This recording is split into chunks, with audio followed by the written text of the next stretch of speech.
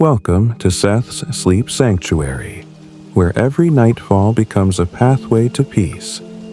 I'm Seth, and I'm here to help you sleep better. Tonight, I invite you to drift with us into a world of soft rain, quiet dreams, and the kind of sleep that wraps around you like your favorite blanket. This is a story for the restless hearts, for those who've tried counting sheep, quieting thoughts, and turning over their pillows again and again, hoping for peace. Elodie and the Bell of Midnight Rain is a gentle continuation of a world you may already know.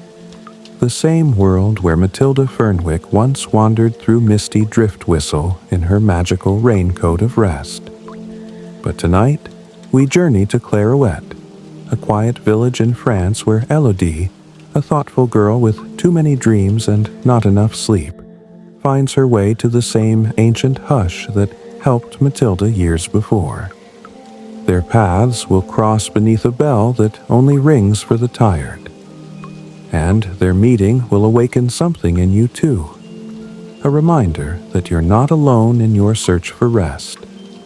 So, breathe slowly.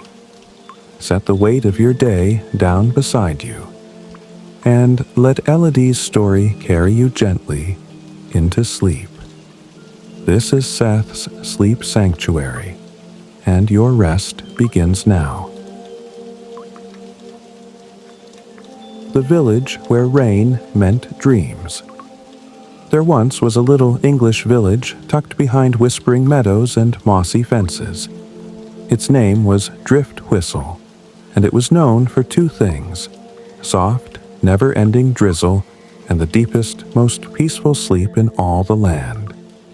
People came from all over the kingdom to visit Drift Whistle, hoping to take just one nap beneath its cloudy skies. It was said that even the birds in Drift Whistle chirped in lullabies, and the cats never chased mice. They simply curled into warm pockets of fog and dreamed. Now, in this sleepy little village lived a girl named Matilda Fernwick.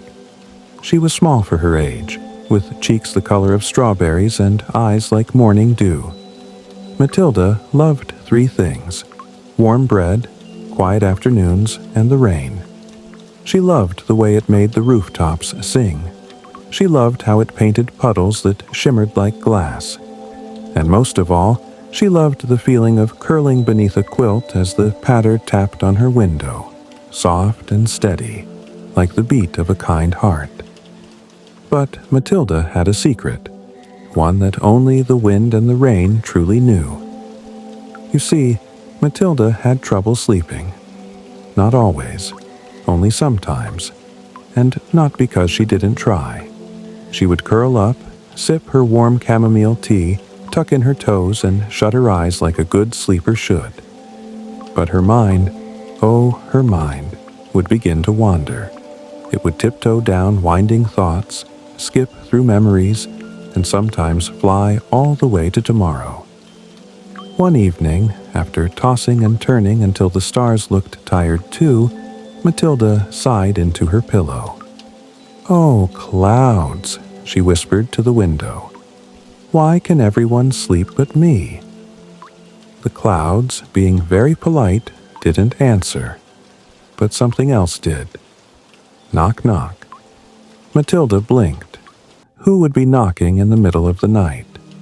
She slipped on her softest slippers, wrapped her blanket around her shoulders like a cloak, and tiptoed downstairs. The knock came again. Knock, knock. Slowly, Matilda opened the door.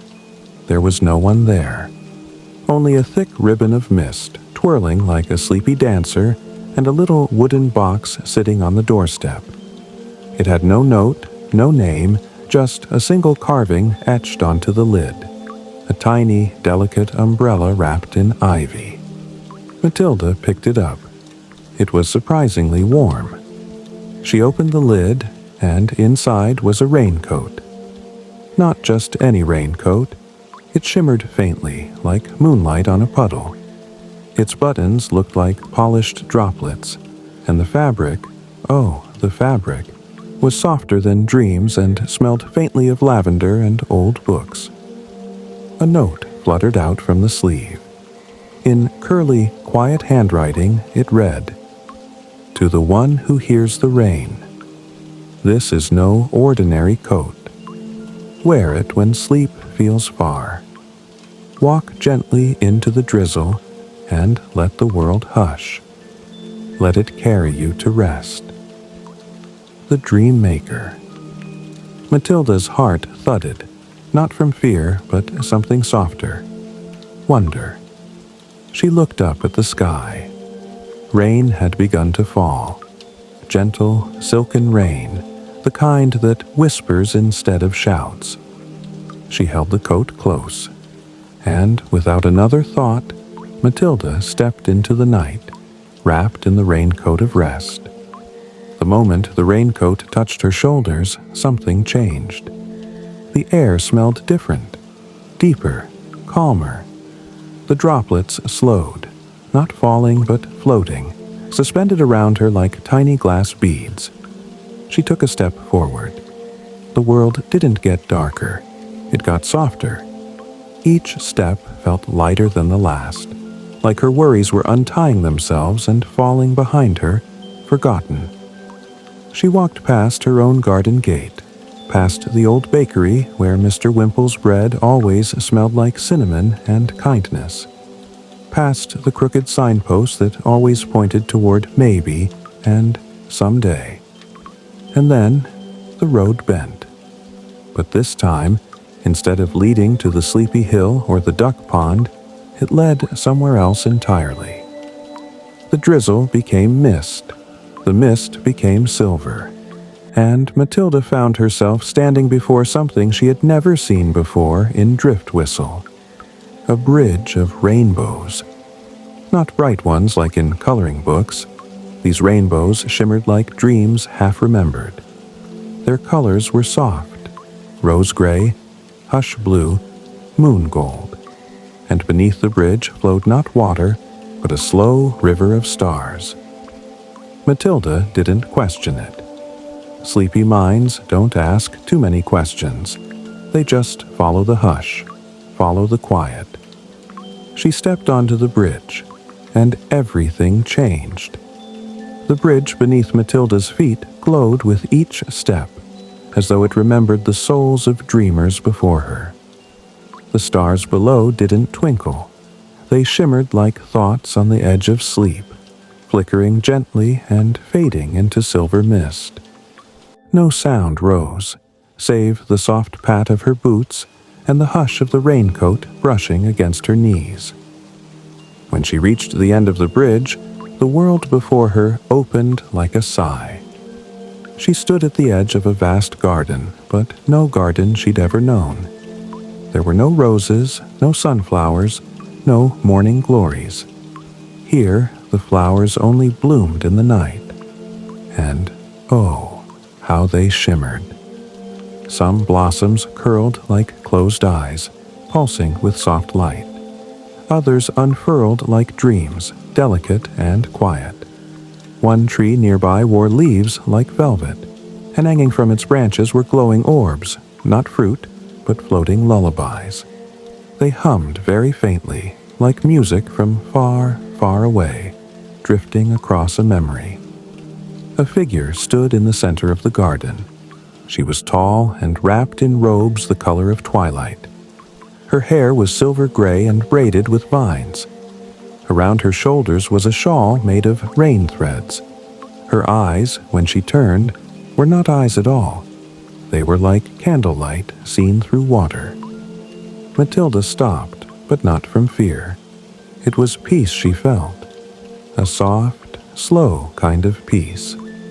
The kind you feel just before falling asleep, when the world becomes feather light.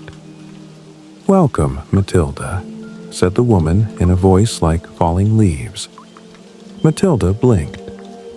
"How do you know my name?" "I know many things," the woman replied with a gentle smile. "But mostly, I know sleep. I am called the Dream Maker." Matilda's heart fluttered. Are you the one who sent the raincoat?" The dreammaker nodded. It finds its way to those who listen closely to rain and to silence. Matilda wrapped the coat tighter around her. "I don't always know how to sleep. I try, I do. But my mind, it goes wandering." "And minds are very good at wandering," the dreammaker agreed. "Especially kind ones, especially clever ones. But sleep is not about stopping thoughts. It is about trusting them to drift away, like leaves on a stream." She walked closer, motioning for Matilda to follow. They moved through the garden, past pools that shimmered like old puddles of moonlight, and trees that whispered names of long-lost lullabies. "Everything here," the dreammaker said softly, "blooms when you're ready to rest. Each flower holds a dream that once belonged to someone, a child in Sussex, a poet in Bath, a baker in Cornwall. When they slept gently, the dream took root. When it bloomed, it returned here." Matilda stopped before a little blue flower, cupped like a bell.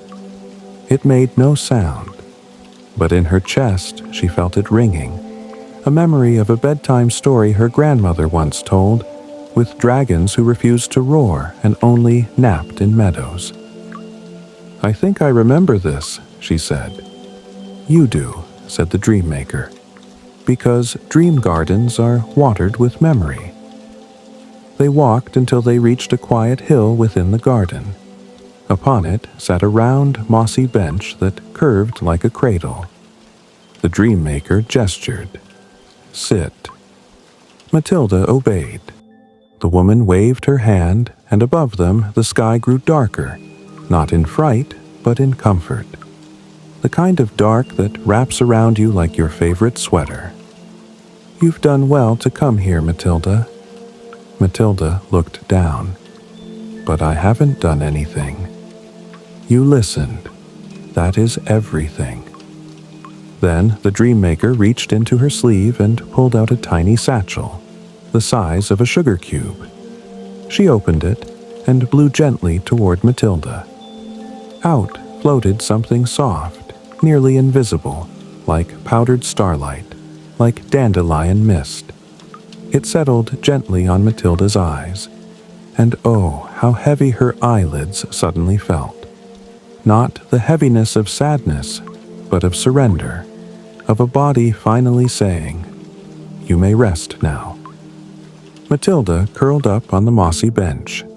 The raincoat of rest hugged her close, like arms made of dreams and fog. Above her, the lullaby tree began to hum. Below her, the garden breathed softly, and the dreammaker, still beside her, whispered like wind through grass, "No one is meant to carry the world alone. Sleep is not weakness, it is wisdom.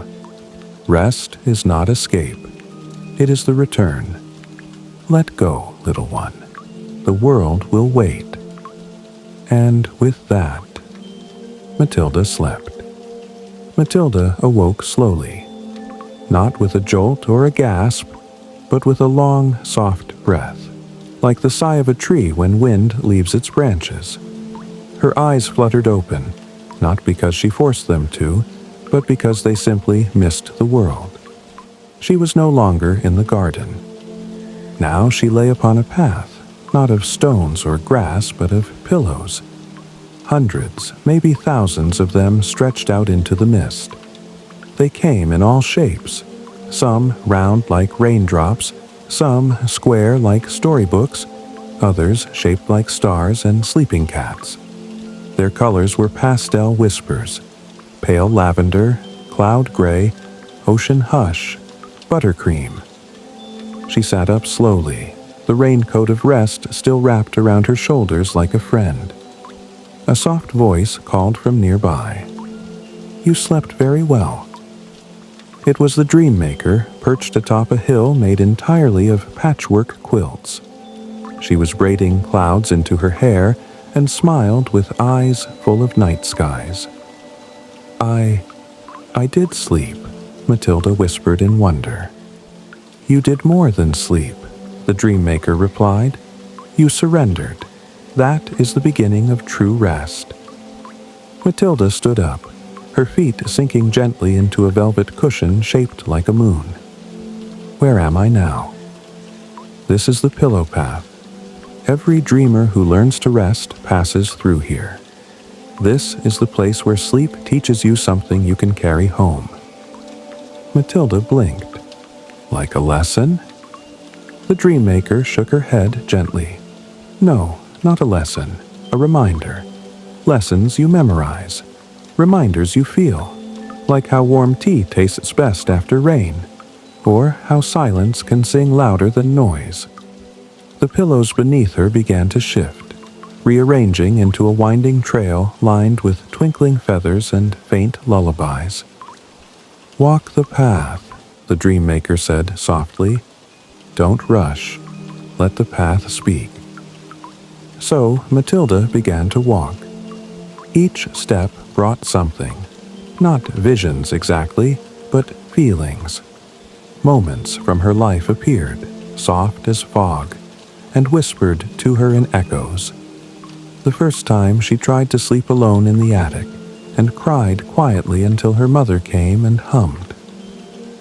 The day she napped in the summer sun beside her dog, and both of them dreamed of running through fields. The morning she watched the rain and wished she could bottle it like peace. These moments didn't speak in words. They wrapped around her like blankets, familiar and full of breath. They told her what she had forgotten, that rest is not stolen, it is gifted, that even the strongest need soft places. That rest doesn't come by force, it comes by permission.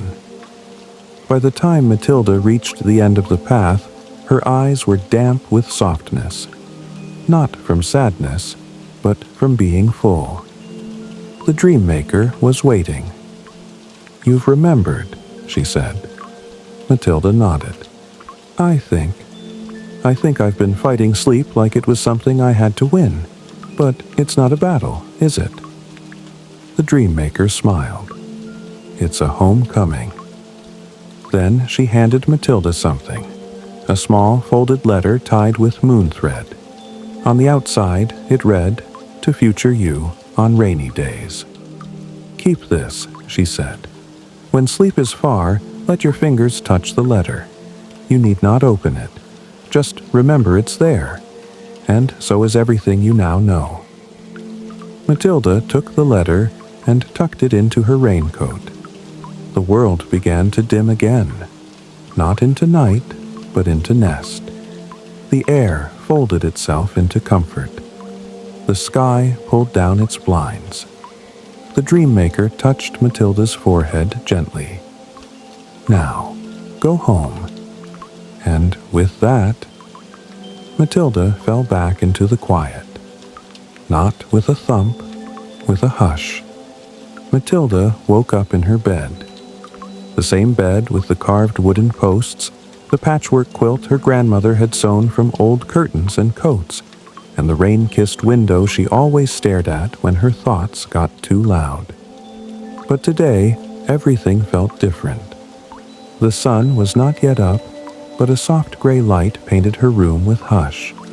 The birds hadn't begun their songs, yet she heard a deeper music, the music of stillness.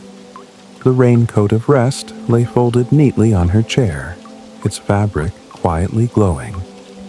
She sat up slowly. No rush, no jump, no tangle of restless thoughts. Her body felt like a poem, not a loud one, but the kind you whisper to yourself on rainy days. She looked around her room and realized, for the first time in what felt like forever, she had not fought the night. She had flowed with it. And now, she was still floating. She touched her chest. It felt warm. Then she remembered the letter, to future you on rainy days. It was still tucked in the raincoat's pocket. She didn't pull it out. She just smiled, knowing it was there. As the morning settled gently over the village of Driftwhistle, the rooftops yawned under their quilts of moss. The chimneys sighed, the streets stretched, and the clouds moved slowly, because even clouds in Driftwhistle didn't like to rush. Matilda stepped out into the morning wrapped in a scarf and the same peace that had held her in the garden. The other villagers were beginning to stir. Mr. Wimple sweeping crumbs from his bakery steps, Miss Tansy arranging sleepy violets in her window box, and little George riding his tricycle in circles, humming half a lullaby and dragging a teddy bear. They all noticed Matilda. She wasn't glowing, not visibly, but there was something in her stillness, a softness around her like invisible feathers. Miss Tansy tilted her head. "Sleep well, dear?" Matilda nodded. "Very well." Mr. Wimple narrowed his eyes playfully. "You look as though you dreamed the moon into a puddle and walked through it." Matilda smiled. "Something like that." She didn't need to explain. Some things, like dreams and quiet, and the way the wind touches cheeks, cannot be explained. They can only be shared, like warmth. That afternoon, Matilda did something strange and beautiful. She took out her sketchbook and began to draw. Not houses or people or animals. She drew naps. She drew a cat curled up under a sunbeam, a boy dozing beside his book, an old woman in a rocking chair with a half-knitted scarf slipping from her lap. She titled the series, "How the World Rests." Soon she hung them on the bakery wall, then on the library door, then at the bus stop and the cobblestone square, and beneath the old tree where pigeons liked to gossip. People began to notice. They stopped and stared. They smiled. And slowly, without anyone announcing it, Driftwhistle changed. The village grew even quieter. Not silent, just slower. Children stopped racing and started strolling. Grown-ups began closing their shops an hour earlier. The bakery made a new bread called Cloud Loaf. It tasted like soft time and dreams. Miss Tansy started writing poems called Yawn Notes. She tucked them into coat pockets at the grocer's. Even the town bell, the one that rang every hour, now rang like a lullaby.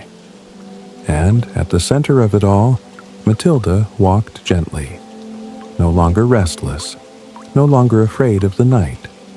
She had discovered something far more powerful than sleep. She had found rest, and she had learned that rest could be shared.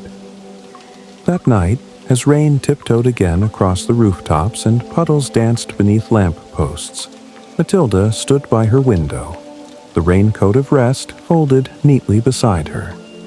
She didn't need to wear it tonight, but she smiled knowing that it was hers, and that someone else, somewhere out there in the world, perhaps in another rainy village, or a too bright city, or a room with too much noise, might be hearing a knock on the door and finding a little wooden box with a note inside.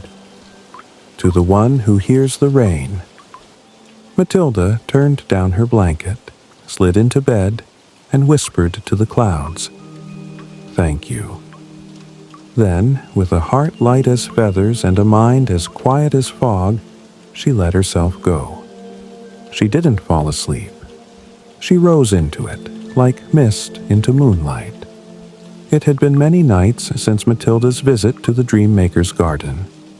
And still, Driftwhistle remained different.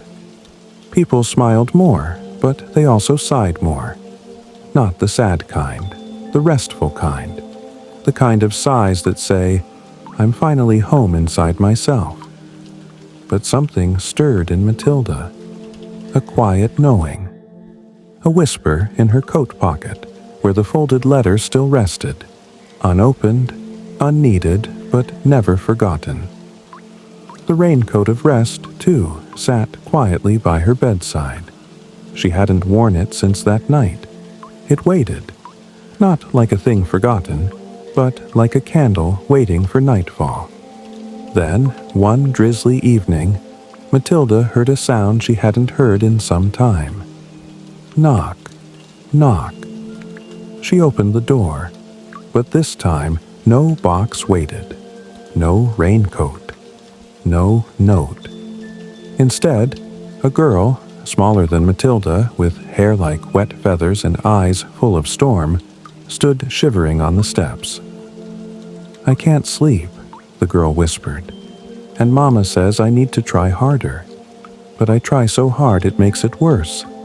And the harder I try, the more awake I feel." Matilda didn't speak right away. She just knelt, wrapped the girl in a towel, and poured her warm tea. Then she excused herself quietly. She returned with the Raincoat of Rest folded neatly in her arms. She placed it over the girl's shoulders. "It's not magic," she said gently, "but it remembers the way to rest." The girl looked up. "Will it show me how to stop thinking?" Matilda smiled. "Number. But it will help you remember that thinking isn't bad. It's just not something you have to follow when you're tired. Thoughts can wander, and you can stay still." She led the girl to the doorstep. The drizzle hadn't stopped. It never really stopped in Drift Whistle, but this time it looked different. Softer, more like music. "Walk slowly," Matilda said, "and listen to the rain." The sleeper's circle. Word of the raincoat spread, but not through gossip or grand stories. It spread through sighs, through soft footsteps, through the way one child helped another place feathers on their windowsill, claiming it made the dreams come easier. Matilda didn't keep the raincoat to herself anymore. Instead, she let it travel. Sometimes it appeared in the hands of someone who had never met Matilda but needed the rest more than anyone could know. Other times it returned quietly, folded, dry and gently humming, as though it had simply gone out for a walk. No one owned it now. It belonged to the sleeper's circle.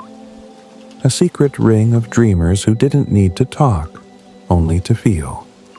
They called it the Drift, and slowly it expanded beyond Drift Whistle, to hamlets tucked behind hedgerows, to cities where horns never stopped honking, to lonely rooms and busy minds, and always. It began the same way. With a gentle knock, a wooden box, a note, to the one who hears the rain. Matilda, now and forever. Matilda never stopped listening to the rain, but she also listened to people now, more than ever. She became the one children whispered to when they were too tired to explain why their hearts were heavy. The one elders smiled at when they forgot why they were sad. And whenever someone said, "I'm too tired to sleep," Matilda would smile and reply, "Then rest first. Sleep will follow." One day, as the clouds curled low and the mist hung sweet over Drift Whistle, Matilda felt something shift again. She reached into the pocket of her coat. The letter was still there. She unfolded it for the first time. It read, "Dear future you, you will forget this feeling from time to time. That's all right. Rest will always find you again, even if it has to come knocking. You don't have to be quiet to deserve peace. You don't have to be perfect to fall asleep. All you have to do is remember, you are safe. You are enough. You can let go. With every drop of rain, the you who remembered first." Matilda folded the letter back, tucked it in her pillowcase this time, then lay down, pulled the sky of her quilt to her chin, and whispered, let it rain. Elodie and the Bell of Midnight Rain. Far across the sea, tucked between the sleepy vineyards of southern France and the hush of lavender hills, lay a little village called Clarouette. Clarouette was quiet, not because people were unfriendly, but because the air itself whispered. The leaves rarely rustled too loud, and even the birds seemed to hum instead of sing. The houses had silver rooftops that gleamed like dewdrops at dawn, and when it rained, which it often did, the raindrops danced down the slates like lullabies made of glass. It was the kind of place where time walked barefoot. And in this quiet corner of the world lived a girl named Elodie Beaulieu. She had hair the color of dark honey and eyes that always looked like they had just seen something beautiful. She lived with her papa, who painted clouds for a living, not on canvases, but on village ceilings, church domes, and once even the mayor's teapot. Elodie loved her papa. She also loved the rain, but Elodie did not love bedtime. Not because she feared the dark, but because her dreams were always too loud. Every night, when the rain began to tap on her window, she would close her eyes and try to fall asleep, like the doctor said, like her papa hoped. But her mind would begin its race. It would take her to clocks ticking too fast, to falling feathers that never landed, to voices in strange languages, to running, always running. She would wake in the middle of the night, her heart skipping and her pillow warm with worry. "I don't know how to turn them off," she whispered one night to her papa. He kissed her forehead and said, "Then maybe we need to teach them how to rest." She smiled weakly. But how?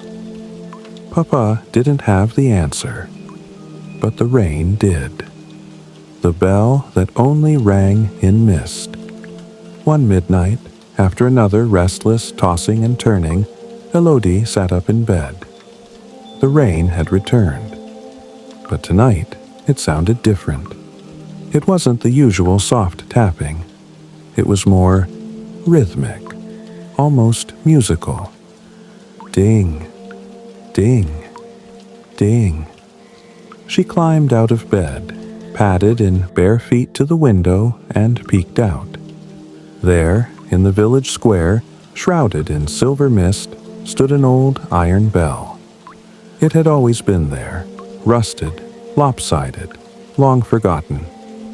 But tonight, it swung gently, as though a hand of mist had pushed it. Ding, ding. Elodie felt a strange tug in her chest, the kind you feel when a forgotten song begins to play on a distant street piano. Without thinking, she pulled on her boots, wrapped herself in her papa's coat, and tiptoed out into the night. The air was cool but not cold. The rain did not fall, it floated. Each drop hovered before kissing the ground, soft and shy.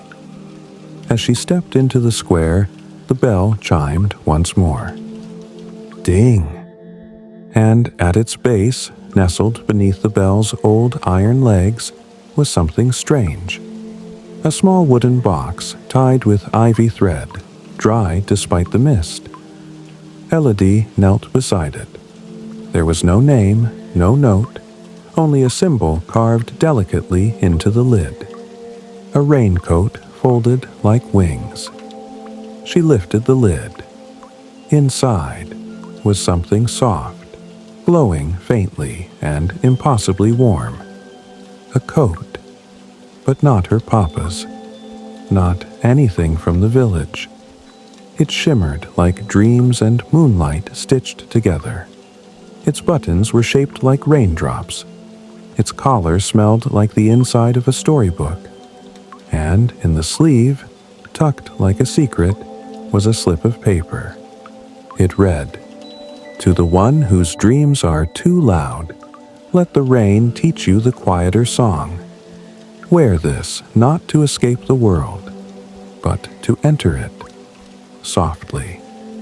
Walk beneath the bell and let go. Elodie's breath caught. She did not understand all of it, but something in her did. Something already tired of trying so hard to sleep. So she slipped on the coat. It wrapped around her like a lullaby never sung aloud. And just as the last button clicked into place, the bell stopped ringing, and the rain, oh, the rain, began to hum. The moment Elodie buttoned the coat, the world shifted, not like a door slamming shut, but like curtains parting in a breeze. The square dissolved into mist, and suddenly she stood inside something vast and round. A dome of soft glass? No, the inside of the bell. But it was no longer iron. Now it glowed with stars, floating lanterns, and drifting feathers. The air was warmer than before, scented with lavender and something sweeter, like warm milk with honey. Whispers floated in the mist. Not words, but names. One echoed gently, Matilda. Another, Nico. Another, you. Elodie turned. Children walked quietly in the distance, each wrapped in coats of mist and moonlight. Some wore cloaks, others shawls, each different, but all humming with rest. One girl, older and kind-eyed, looked her way. She wore a coat with tiny stars stitched on the sleeves. "You found the bell," she said softly. "Who are you?" Elodie whispered. "Just someone who used to run from sleep," the girl replied, "until I met the dream maker, in the rain." Elodie's heart slowed, and for the first time in many nights, she didn't feel alone. The glow inside the bell pulsed like a heartbeat. Not fast, not loud, just alive. Elodie stood beside the girl in the star-stitched coat, her breath forming little clouds that shimmered briefly before fading into the air. All around them, the bell's interior had transformed into a quiet dream world, vast and circular, like a cathedral built not of stone, but of slumber. Above, stars hung motionless in sky-like arches, suspended from invisible threads. Beneath their feet, the ground looked like polished cloud, smooth, pillowy, and faintly reflective. Soft music, not from instruments but from memory, floated gently like a song half remembered from childhood. Somewhere in the distance, a harp played itself. "Where are we?" Elodie asked, her voice no louder than a page turning. The girl smiled. "Inside the bell of midnight rain. It only opens when someone who's been too awake for too long is finally ready to rest." Elodie looked around. Others were arriving, boys, girls, even grown-ups, each one stepping gently into the bell's heart, wearing coats and cloaks of starlight and drizzle. Some looked drowsy, others curious. One or two looked like they had just finished crying, but with relief, not sorrow. The girl led Elodie further in, toward a long corridor framed with arches made of woven mist. Each arch held something different inside. A dream. Not the wild kind with dragons or flying shoes, but quiet dreams. A girl sitting beside her grandmother, shelling peas on a porch. A boy lying in a hammock, watching clouds in the shape of whales. A woman writing a letter by candlelight, smiling before she even wrote the first word. "These," said the girl, "are unspoken dreams, the ones we forget to wish for because we're too busy worrying." Elodie paused before one arch. Inside, she saw herself, not older, not younger, just calm. She was curled up on a windowsill, wrapped in a shawl, watching the rain with no urgency, no ache. She touched the arch's frame. The scene shimmered and whispered, "You are allowed to rest." The girl, who still hadn't given her name, led Elodie into another chamber, this one rounder, dimmer, softer somehow, like the inside of a nest. Here, along the walls, were rows and rows of shelves, but not books, not scrolls, coats. Each coat was folded neatly, glowing faintly, and each had a name stitched into its collar. "Every person who's worn one of the raincoats of rest has one here," the girl said. "They leave it behind when they've learned how to rest on their own. The coat waits until someone new needs it." Elodie moved quietly through the room. Names whispered as she passed: Matilda Fernwick, Nico Moretti, Alina of the Ash Tree, Haruto, Amari, Yara. Each name seemed to hum differently, like different keys on a lullaby piano. "Will mine be here too?" Elodie asked softly. The girl nodded. "One day, when you're ready to let the coat go and carry its peace inside you." Elodie looked down at her sleeves. The coat still shimmered gently, like the rain had woven itself into the thread. "But what if I need it forever?" she asked. "You won't," said the girl, "but you'll remember it forever." As they stepped into the next hall, a quiet garden built entirely of starlit feathers, the mist parted ahead of them. Someone stood waiting beneath a tree with leaves shaped like sleeping birds. Her robes were violet twilight. Her eyes were warm candlelight. Her presence felt like the moment between exhale and inhale. Elodie instinctively lowered her head, like one might before an old and gentle queen. The dream maker approached slowly, her footsteps barely touching the ground. "You heard the bell," she said. Her voice was not loud, it was low thunder in the soul. "And you listened." Elodie nodded. "I couldn't sleep. Not really. Not for a long time." "Because your dreams spoke louder than your heart," the dream maker said. "And hearts must be louder, but not with noise, with stillness."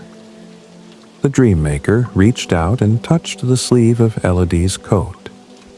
Instantly, a soft hush surrounded them, like a warm snowfall of silence.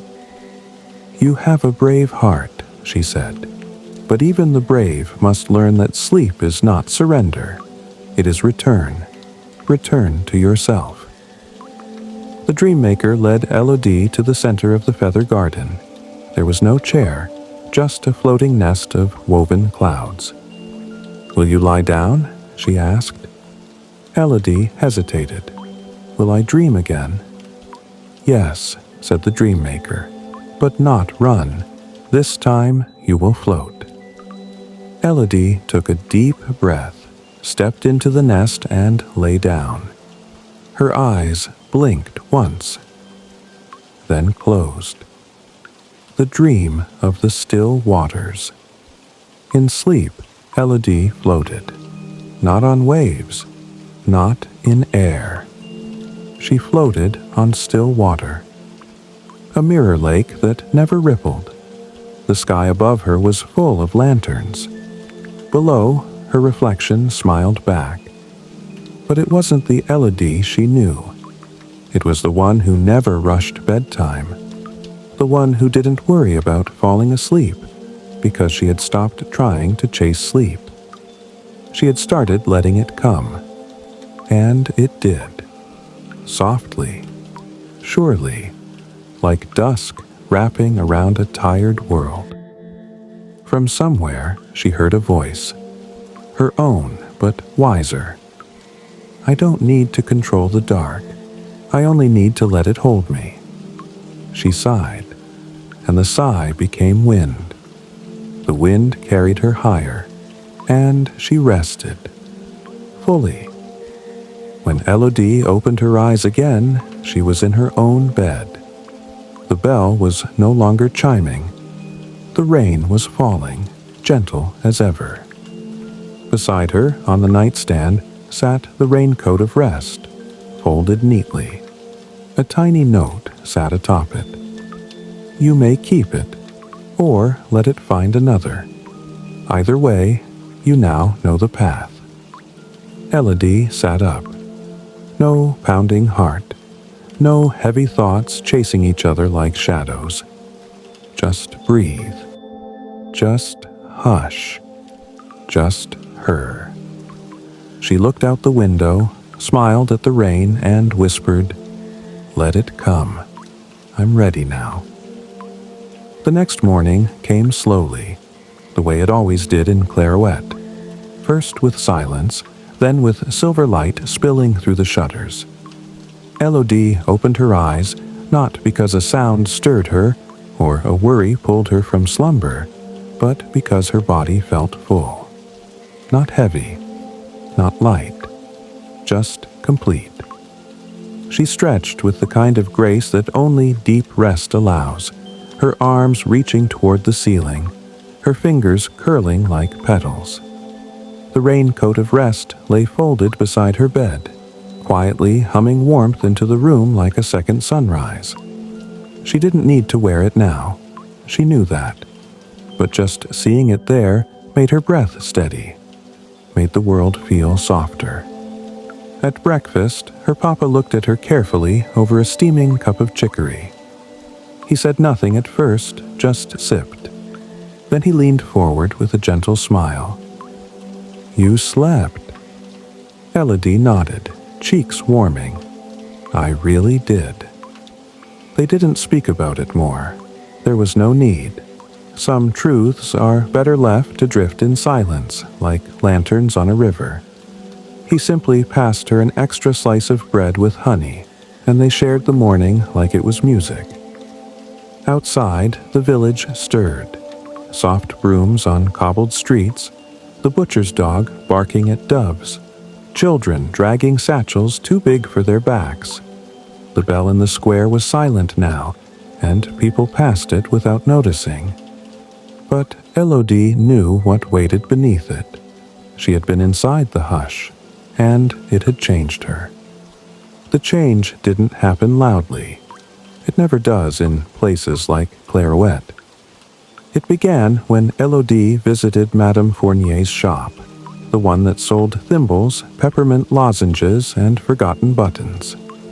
The old woman had dark circles under her eyes like soft bruises, and her hands trembled as she sorted spools. "Hard night?" Elodie asked kindly. Madame Fournier gave a tired laugh. "Same as always. My dreams are busier than the market on festival day. And in the morning, I feel like I've run through every one of them." Elodie looked down at the pocket of her coat. She could feel it, the warmth, the hush, the memory. She reached inside and pulled out something wrapped in cotton cloth. When she unwrapped it, the Raincoat of Rest shimmered faintly.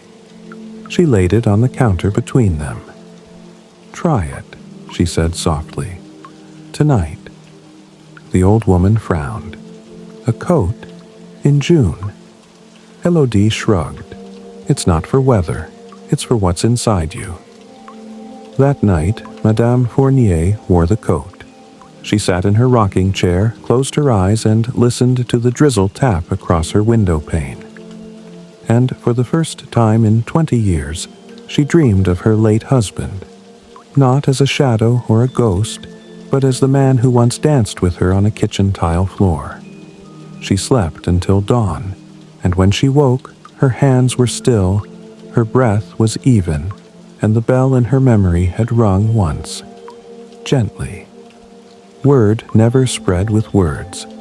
It spread with the slow, quiet shift in people's eyes, with a deeper breath here, a slower blink there.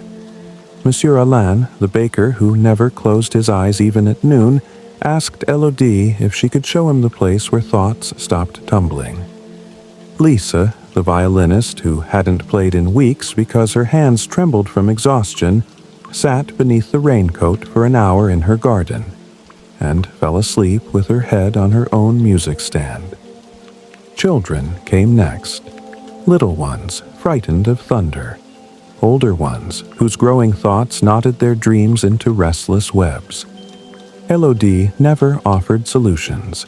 She only offered stillness and the coat. Some returned it the next day. Others left it folded on her windowsill with lavender tucked into the collar. But no one forgot. Once the raincoat had touched them, something inside them remained softer.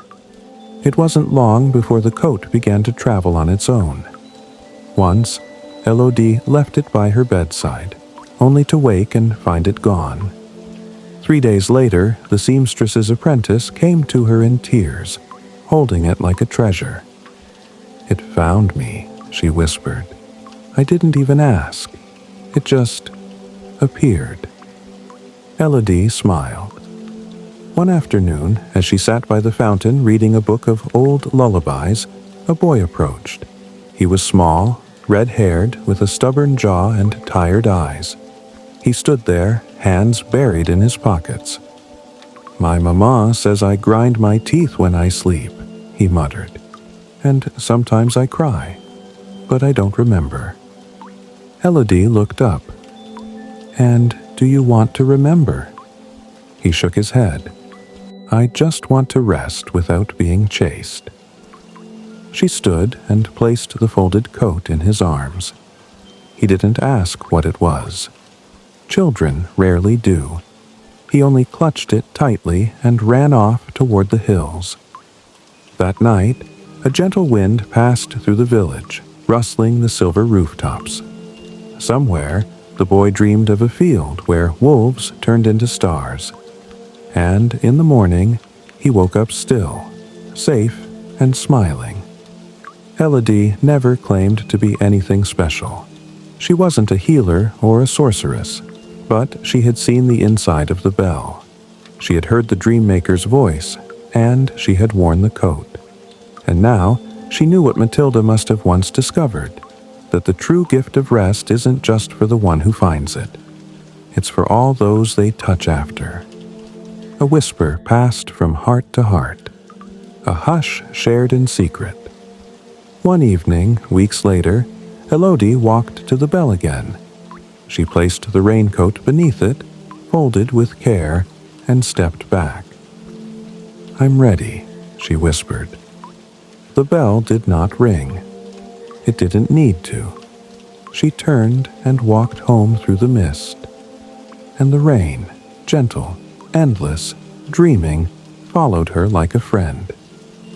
It had been 4 nights since Elodie placed the Raincoat of Rest beneath the bell. In those 4 nights, she had neither worn the coat nor needed it. But still, the dreams were kind. The rain was familiar, the silence deeper. Her sleep had grown roots. Clairwet continued to drift gently, as always. Madame Fournier now left jars of mint on her doorstep for tea and dreaming, she said. The violinist Lise played her music at dusk, each note soft enough to tuck a cloud in. And Elodie herself. She had become something of a mystery, even to herself. People saw her walking by the riverbank or through the lavender groves and whispered, not with fear, but with wonder. They said she had rest in her bones now. They said the rain followed her like a loyal shadow. But Elodie felt something more than rest. She felt a quiet pull, as though somewhere someone had just spoken her name. On the 5th evening, as the moon rose like a pearl behind curtains of cloud, a knock came at her window. Not her door, her window. The same one she used to stare out of during sleepless nights, counting droplets and wondering what her dreams wanted from her. She opened it slowly, and found nothing outside but the night, until she looked down. There, lying on the sill was a letter, sealed with wax shaped like a sleeping fox. Elodie lifted it gently. The paper was soft, the ink a rich blue, and on the front, written in a careful, rounded hand, "To Elodie Beaulieu, who knows the rain." She opened it, her fingers trembling not with fear, but with the warmth of recognition. She began to read. "Dear Elodie, you don't know me, not yet. But once I too wore the raincoat of rest. I walked through mist in a village far away. Drift whistle, where the drizzle hums lullabies. I was like you, awake too long, thinking too loud, until the rain invited me in. And now, it seems you've become its keeper too. The bell chose you, as it once chose me. You followed its call. You learned the art of letting go. But here's something you might not know yet. The bell doesn't call only once. There is more than one door into the dream world, and sometimes it asks those who have slept well to help others find their way. I dreamed of you, Elodie. I saw you in the feather garden. The dream maker spoke your name like a lullaby. And so, I send this letter not to give you answers, but to remind you of your gift. Keep listening to the rain. It's still speaking. When the moment comes, you'll know what to do. With all the hush in my heart, Matilda Fernwick." Elodie's eyes welled with something wordless. She had never heard of drift whistle. She had never met Matilda. But somehow she knew her. She could feel her hand on the same doorknob, her thoughts tracing the same patterns in the night sky. She folded the letter slowly, placed it beneath her pillow, and curled into her sheets. Outside, the clouds moved slowly over the rooftops. The bell did not ring, but Elodie felt it, in her chest. The pull, the invitation. She wasn't finished. Not yet. The rain had more stories to tell, and she was ready to listen. The next night arrived with silver mist curling around the lanterns of clairette like silk scarves. The wind didn't blow. It wandered, slow and unhurried, weaving through the streets as though searching for something it had forgotten. The villagers had grown used to the hush that followed Elodie wherever she went. They no longer questioned her stillness, or the way she would sometimes pause in the middle of the square and listen to nothing at all.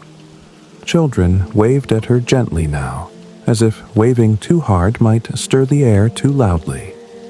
Some said she had spoken to the rain. Others believed the bell itself had given her a dream. But Elodie didn't speak of it. She had kept Matilda's letter beneath her pillow, folded with care, rereading it before sleep like a bedtime blessing.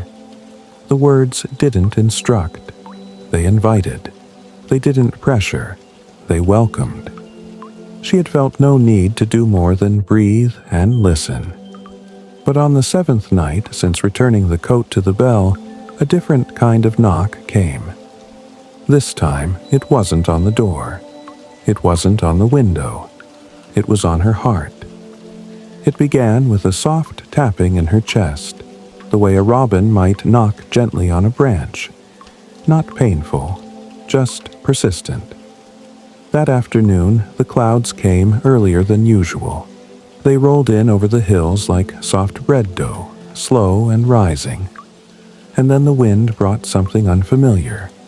A scent of cities, damp stone, diesel, foreign sweat, and coffee grounds. Something not of clairette. Elodie was at the fountain when she first saw him. A boy, not much older than her, maybe 16. His coat was too thin for the chill. His shoes were city shoes, worn at the heels and soaked through.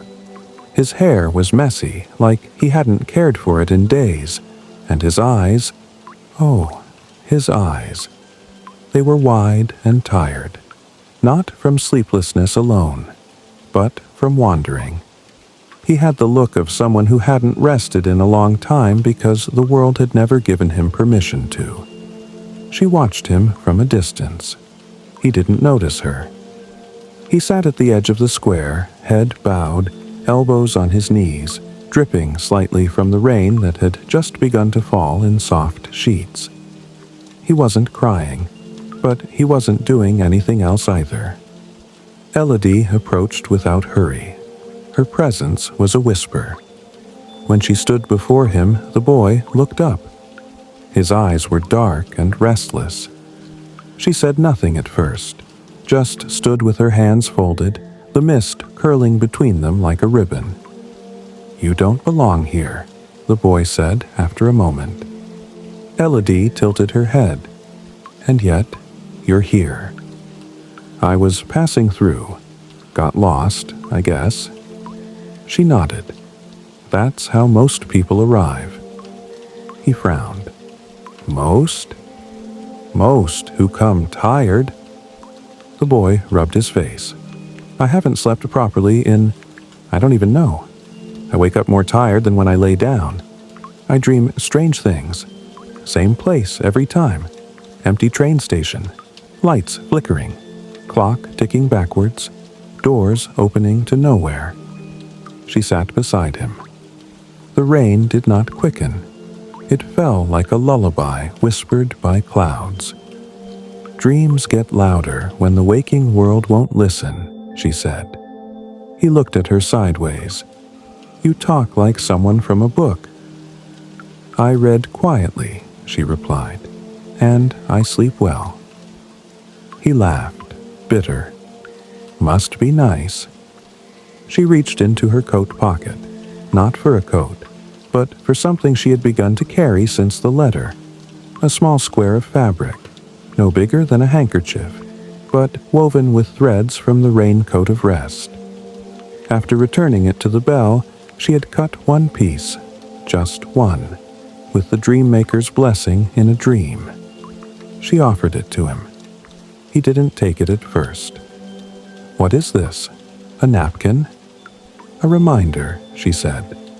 "Of what?" "That you're not broken, just tired, and you don't have to carry it alone." The boy took it slowly, like someone receiving something they didn't feel worthy of. He turned it in his fingers. The rain glistened on the fabric, but didn't soak in. "Is it magic?" "No," Elodie said. "It's just a way back." He looked at her again, this time with less armor. "Do you believe dreams can hurt you?" he asked. She took a moment to answer. "I think the ones we run from can chase us, but they don't want to hurt us. They want to be heard." He nodded slowly. "They say I sleep with my fists clenched," he murmured, "as if I'm still fighting something in my head. Even when I sleep, I'm bracing for the next blow." "You don't have to," she said gently. "I don't know how not to." She stood then. "Come," she said. "To where?" "To the bell." The boy hesitated, then stood, pocketing the cloth. He followed. They walked in silence. The village quieted around them, the mist parting only slightly as they passed. When they reached the bell, it was waiting, dark, old, and unmoving. But Elodie felt it. A hum, not in the air, in the space between them. The boy looked at it. "What is this?" "A door." He frowned. "It's a bell." "It's both." "And what's inside?" She looked at him, and for a moment her voice carried the echo of Matilda, of the dream maker, of the rain itself. Stillness. He didn't argue, just stared at the great iron curve above them.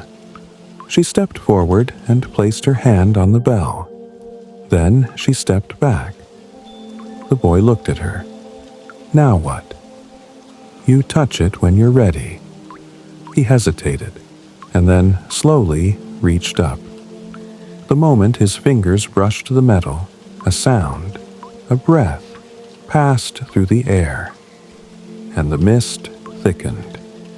Software safe. When it cleared, Elodie was alone. She sat cross-legged on the stones and waited. She didn't worry. The bell always brought back those who were willing to leave something behind.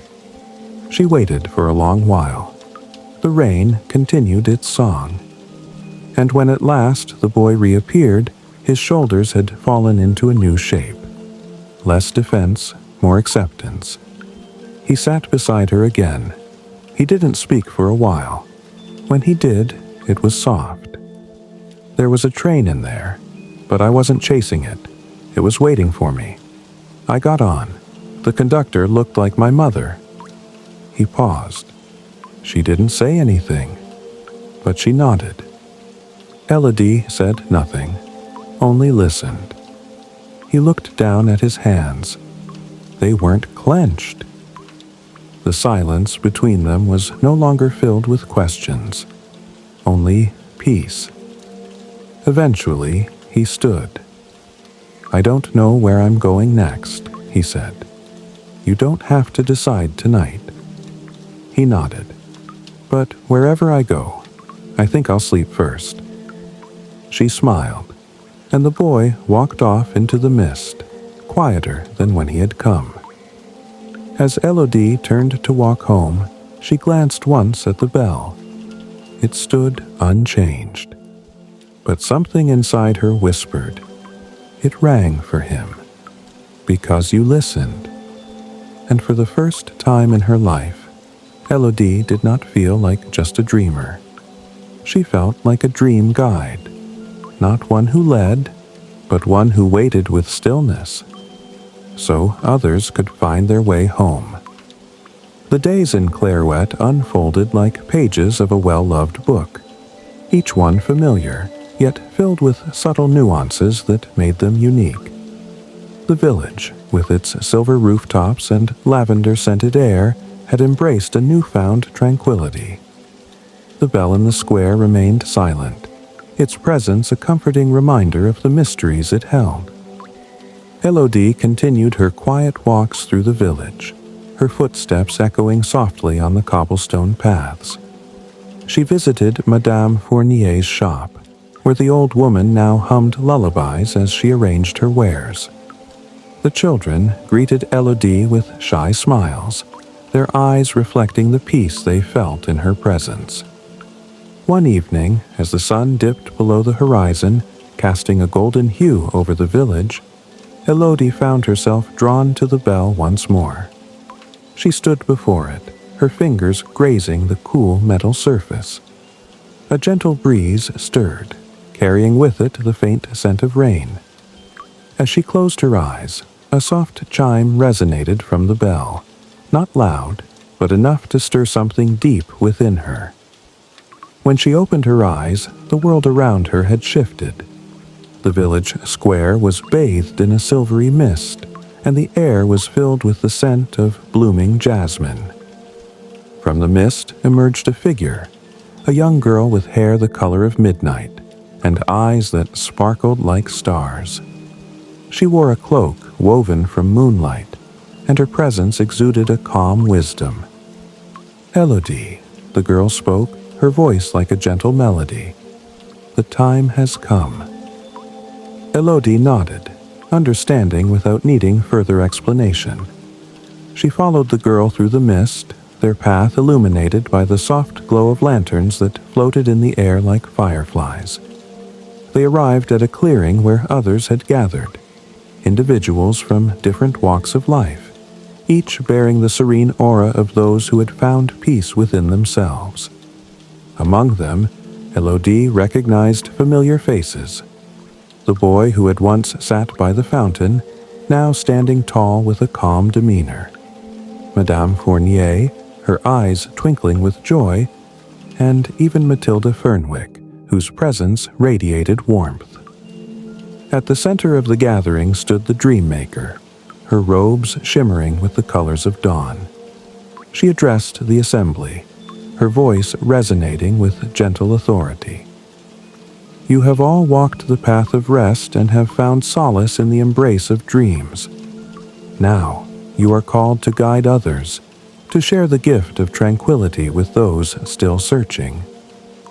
Elodie felt a sense of purpose swell within her.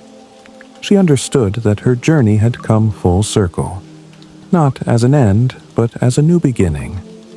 She was to become a beacon of peace, a guide for those lost in the chaos of their minds.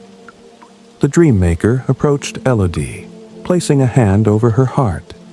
A warmth spread through her, and she felt the raincoat of rest materialize once more, this time woven from her own experiences and serenity. With newfound clarity, Elodie returned to Clairouette. She established a haven, a place where those burdened by restless thoughts could find respite. She taught them to listen to the rain, to embrace the stillness within, and to trust in the power of dreams. Over time, the village became a sanctuary of peace, its inhabitants living in harmony with themselves and each other. The bell in the square remained silent, its purpose fulfilled, yet ever ready to chime for those in need.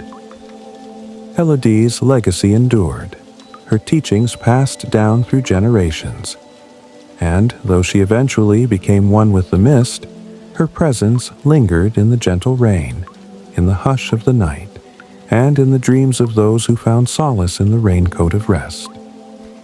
And now, dear dreamer, the story rests, and so can you. In the quiet rain of Clairouette, Elodie has found her peace. Matilda walks once more beneath the whispering sky. And you, yes, you, have taken one more gentle step toward your own stillness. Here at Seth's Sleep Sanctuary, we don't chase sleep. We invite it, softly, patiently, night after night. So let the silence deepen around you. Let your thoughts drift like mist through the trees, and let your heart rest, knowing you are safe. You are enough, and you are deeply, truly ready for sleep. This is Seth, wishing you the gentlest of dreams and a peaceful, uninterrupted night. Until next time. Good night.